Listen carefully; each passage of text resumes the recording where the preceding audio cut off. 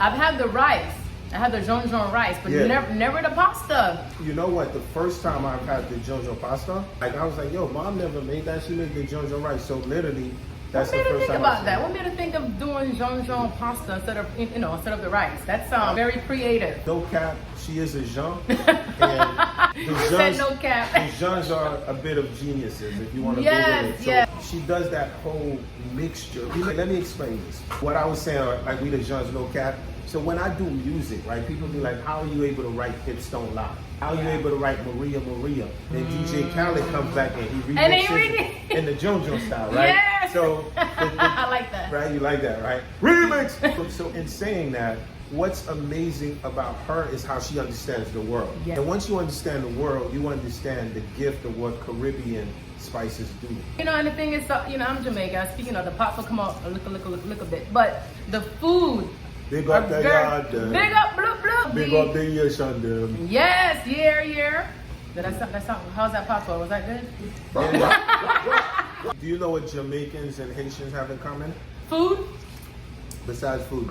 We have a language where we don't, Go ahead. Like yo, it's like you sound. never have sound. Like, we have a sound language, man. Or what is it that? Yeah. No, but a lot of the ingredients are very similar. It may be cooked differently, but they're all green bananas, plantains. But we should talk about that for a second. Yeah. Where does that come from? So I always trace the Caribbean coastline back to Africa. So I've been to Africa, Nigeria, Ghana, Ethiopia, Zambia, Uganda. I can keep going and going, right? It's so deep because like when I go down there and I'm eating the food, then when I go to the Caribbean and I'm eating the food, it all makes sense. But let me tell you something deep. When I went to India, the curry in India, so then I started doing my research and I was like, how did the Indians get to the Caribbean? Again, when you look at the research, it all traces back to these motherlands and these places. At the end of the day, what is the one thing that no one could take away from us, right? Because what happens is, it don't matter. So you in Africa, they're gonna come slave you up, put you in chains, right? But what can he take away from you? He can't take away this. It's our food. This is a part of our culture, our heritage. He can't take away your culture. He can't take away your music, right? Even when he's telling you, he needs you to speak his language.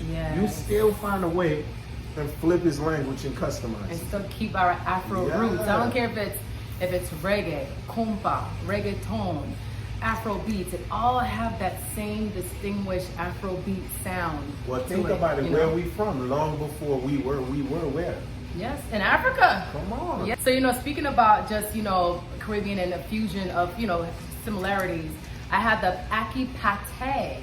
I was like, wait a minute, this is Haitian food. What y'all know about ackee? Okay, so arançon.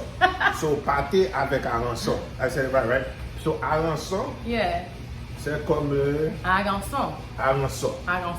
So. Arançon. Yeah, you heard that yet? So. You see, because Haiti have the Guinea. Yes. The Africans. I can't pronounce the R. Yeah, arançon. Arançon. So. Yeah, it's deep because that Creole has that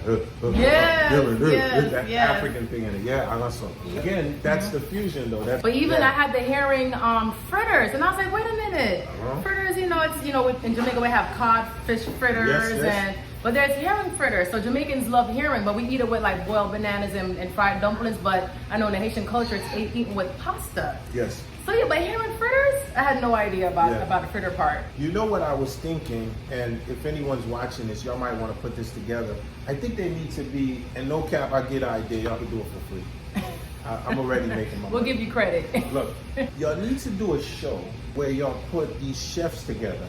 The Jamaican, the Haitian, the Trini, because what happens is if you put all these chefs together on an island all by themselves, and then they have to survive off of what they cook in the land, you're gonna be so surprised to see how much they got in common.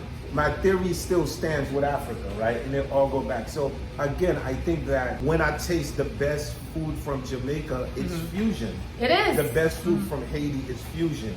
Guyana, it's all fusion. Trinidad, fusion.